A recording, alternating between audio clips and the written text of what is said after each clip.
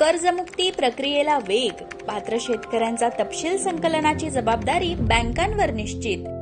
राज्य शासनाने शेतकऱ्यांना दिलासा देण्यासाठी पुण्यश्लोक अहिल्यादेवी होळकर शेतकरी कर्जमुक्ती योजना 2026 जाहीर केली आहे। या योजनेचा लाभ 56 लाख शेतकऱ्यांना मिळणार आहे। योजनेची प्रभावी आणि पारदर्शक अंमलबजावणी आणि वेळेत लाभ देण्यासाठी सर्व व्यापारी बँका व जिल्हा मध्यवर्ती सहकारी बँकांना सहकार विभागाकडून सविस्तर मार्गदर्शक सूचना देण्यात आल्या आहेत। योजनेचा लाभ थेट आणि पारदर्शक पद्धतीने पात्र शेतकऱ्यांपर्यंत पोहोचवण्यासाठी बँकांकडून शेतकऱ्यांचा सविस्तर तपशील मागवण्यात येत आहे।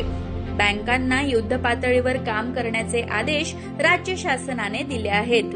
या प्रक्रियेत कोणतीही त्रुटी राहू नये म्हणून बँकांना मुख्यालय आणि जिल्हा स्तरावर विशेष नोडल अधिकाऱ्यांची नियुक्ती करणं बंधनकारक करण्यात आलं आहे। या सूचनांनुसार पात्र शेतकऱ्यांची माहिती अचूक स्वरूपात संकलित करून पोर्टलवर अपलोड करण्यासह प्रत्येक टप्प्यावर समन्वयाची जबाबदारी बँकांवर निश्चित करण्यात आली आहे।